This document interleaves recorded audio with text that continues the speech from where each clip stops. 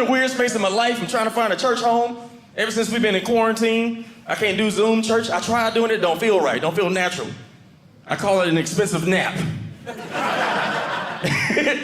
Zoom church start around 10 o'clock. I pay my little Venmo, give God his 10%, and then I wake up at noon like, man, that was a good nap. That was amazing. That was delicious. And I already knew I needed a church home anyway, because my pastor, he be praying too long. Like, obviously, y'all don't go to black church, but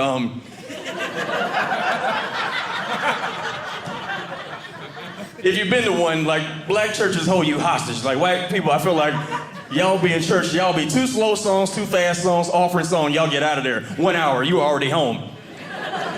Black church, you go in on Sunday and you get out on Saturday. Like, it's an event. Like, I almost left my church because my pastor, he be praying too long, man. Like, he be praying so long, I don't even close my eyes no more when he say, when he says a prayer. He like, everybody close your eyes and bow your head. I'm like,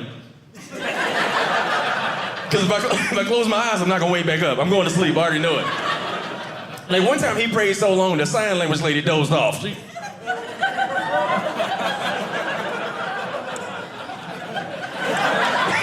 fell and hit her head on the keyboard. I try not to laugh, but it was hilarious. I got invited to an all-white church for the first time about a week ago. As a black person from the South, it was such a treat. Ain't nothing worse than hearing your favorite gospel song, but ain't no seasoning on it. It is a gluten-free Jesus. It is uncomfortable. It's a White Claw savior. You can taste the granola in it. It was so awkward hearing my favorite song. It was like, I am friends with God. I am friends with God.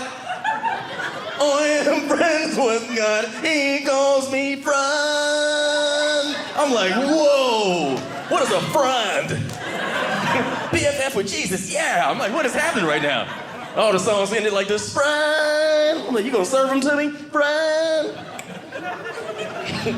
Because that same song in the black church is 6 hours long. They just turn off the karaoke screen. You know that the karaoke screen with the words on there? They get rid of all that. Like, Jesus, he's not my buddy. He's not my pal. Come on now. I said Jesus is my woe, and Jesus is my woe, and Jesus is my woe. You're like, hey. I went to this one church in LA. The song was 2 words, thank you. We was there for 6 hours. It was like, thank you, space bar. You know the dude in the sound booth be pressing with the words?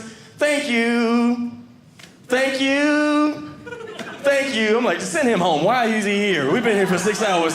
Same 2 words. Personalize the children. We thank you. Like, stop, just turn it off. When I found out there's a big difference between black soul and white soul. Black soul is called soul stirring. When you hear somebody black sing, you can feel the struggle in their voice. You can tell that God brought them a mighty long way. You just stink face as soon as you hear that, you're like, you just start running. You get emotional. White soul is different, because y'all don't have the same struggle we got. Black people, we got to take the long route. Y'all can cut across the grass. It's a different kind of struggle. Because I figured it out. Y'all just add air to the end of the last word and make it sound soulful. They be like, Jesus is holy. I said he's worthy of glory. I'm like, L is not soul. Don't do that. L. That joke is funny.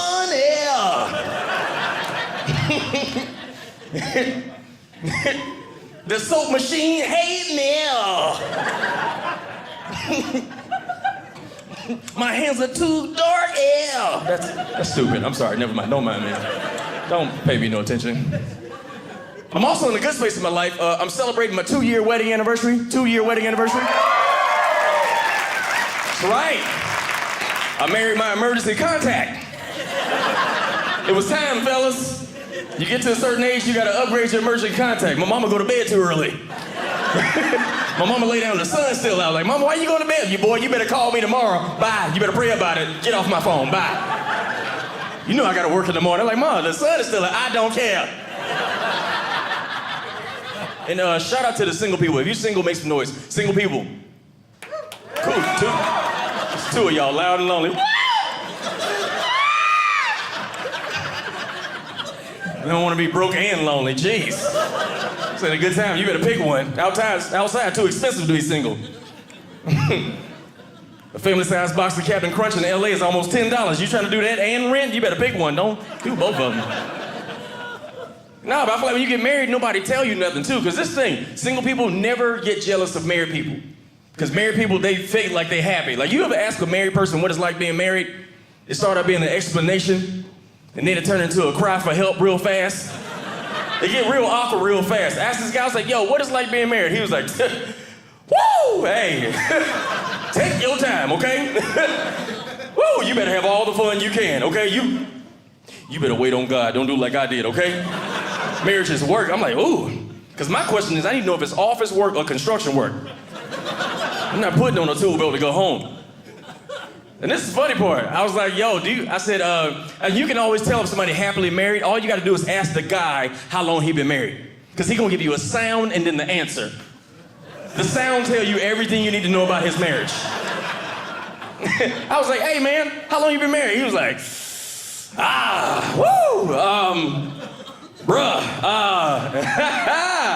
about 6 months. I'm like, whoa. You can't, 6 months, that was June, That's why it's important to marry somebody you like. If you like somebody, you can get through the tough times. Love is mandatory, but you don't have to like them. If you like them, you can get through the tough times. That's why you gotta marry somebody you like, because everybody don't do that. Like, this is how you can tell you married somebody jacked up or you dating somebody jacked up. When you gotta explain crazy to your family. Like, when you ever see that person, they gotta explain, like, hey, look, well, when I met her, I don't know, she had eyebrows when I met her. I don't know what's going on, and she had teeth too. I don't know when she started doing this. Now she's trying to lick her elbow. This is awkward. Now she's crying. I think she's never seen parents before. Mama, she got a good heart. She don't usually do this. Babe, please get off the ground. Please, babe. Please get up. My mama looking. Get up. Please get up. Okay, mama, I'm sorry. Put my plate in the microwave. Please, get up, please. Gotta find somebody you like. Because I asked the guy, I was like, yo, do you like your wife? He was like, look, I love my kids, okay? I was like, what? He's like, without my kids, I am nothing. Go down with your little show. I was like, touche, I'ma shut up. I'ma mind my business. And my wife is dope, because this is the funny part. I feel like men, we say we want a good woman, but you don't want a good woman, fellas. You say you want a good woman, but you don't want a good woman. Because good women make you the best version of yourself every day of your life. And they don't need your permission to make you better.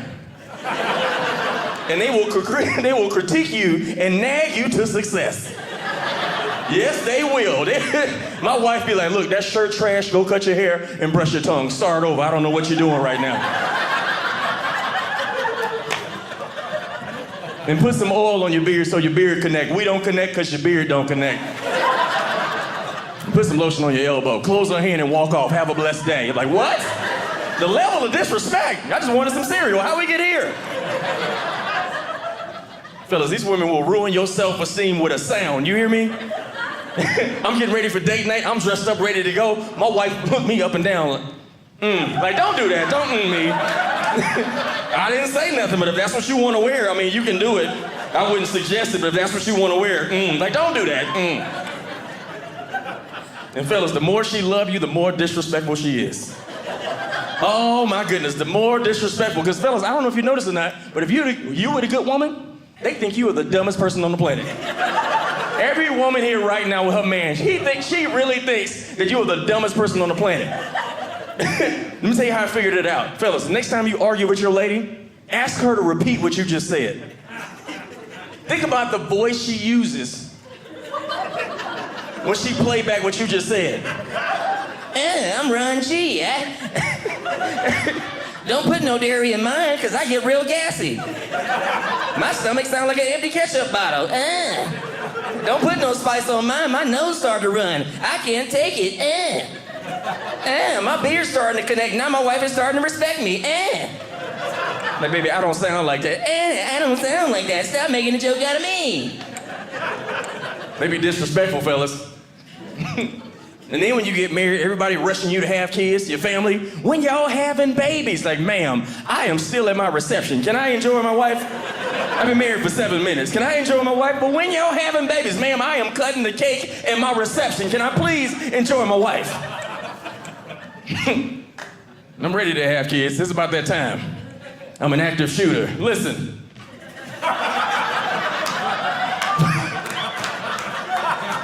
I am ready, but I don't want to wait too late in life to have kids. I don't want my kids to wind up being old people baby. Anybody know what that is? You ever meet somebody way too late in life to have kids and the kids come out grown? You ever meet a grown baby? They don't smell like regular kids. Like regular kids got sweet baby neck. You ever hold a little baby and you sweet baby neck? You like, oh, tugga. Old people baby, they smell grown. They come out stressed out. They got sweat on their lip like they did a line of cocaine and worked a double at the Waffle House. Their first words be, like, And they come out with a cigarette, like, all right, nurse, somebody go lay down in this incubator. If you can you bring me back some milk and some matches from the store? Huh? Y'all got me stressed out in here. Tell this doctor to get this cut off me. Hey, nurse! Nurse! Nurse, get this off of me! Hey, Mom, get the doctor. Nurse! Nurse, get this doctor. Hey, bring me back some milk. Nurse! Baby stressed out. Nurse! My best friend's what I call old people baby. Like when I was a kid, I did kid stuff. I used to play with Play-Doh. I had a big wheel, I had a skateboard. My best friend was the same age. He was 8. He used to come to the door with a house robe on and a cup of coffee like, child, I want to come outside, but my ankle's swole. I don't know what's going on with me. I think I got a little fluid on my knee too. I don't know what's going on with me. I was gonna go outside and play on the monkey bars earlier, but I smelled rain. Every time I smell rain, my bones be aching, so I laid down. I took some fish out to make. I was gonna make some chicken, but I had my mouth all set for some fish. I'm like, you 8 years old and had your mouth set? Yeah, child. Anyway, I was watching my stories earlier. I was watching The Young and the Restless. You know Victor Newman always getting into something. Anyway, I'm about to go in my room and iron my clothes for the week and get situated. Situated? You 8 years old? Anyway, take care, beloved. Have a good one. Tell your mama I said hello, okay? I'll see you Tuesday at bingo and tell her to bring back my Tupperware. She thinks she's slick. I'm like, beloved, we 8. We the same age. Some of y'all not laughing because you got old parents. You can't really appreciate this joke. This is how you can tell your parents' age. You can tell if you had old parents or not by your field trip food as a kid. Remember you went on a field trip and your parents pack you a lunch? I had young parents, so I had fun food like turkey, cheese, peanut butter and jelly.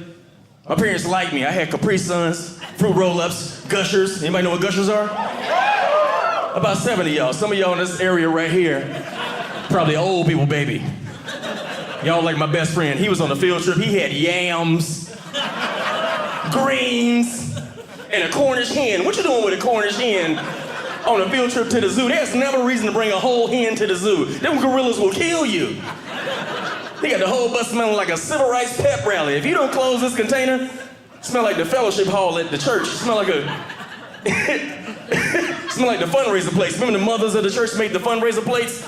Bus smell grown. Smell like Thanksgiving in the back of the bus. If you don't close that container, he in the back of the bus mad. Nobody want to trade him food. He like, anybody want some oxtails? I'll trade y'all some oxtails for some Oreos. Anybody want some oxtails? I got some casserole. Anybody want some casserole for some cookies? Like, nobody bring casserole on a field trip. And anybody want some gizzards? I'll bring some gizzards. Anybody want some gizzards for some grapes? Anybody want some gizzards? I got some Salisbury steak. Anybody want some Salisbury steak for some fruit snacks? Anybody want some Salisbury steak? Anybody want some okra? I got some okra. I'm like, why are you bringing okra on a field trip? Nobody under the age of 40 eat okra on a field trip. He even had an old people baby Christmas list. When I was a kid, I wanted a skateboard, I wanted a fire truck, and a Ninja Turtle. My best friend was the same age. He was like, hey, Mima, can you get me a sweater vest, a crock pot, and 2 tickets to the jazz festival? Me and my girlfriend Shirley want to go down to the jazz festival. We want to see Boney James. I'm like, you got a girlfriend named Shirley already? You 8 years old? He had a Costco card. How you 8 with a Costco card? Hey, and if if any of y'all young ladies need some baby wipes or some snacks, I got you. That is a great joke. This is going on TV, and y'all laughing at me like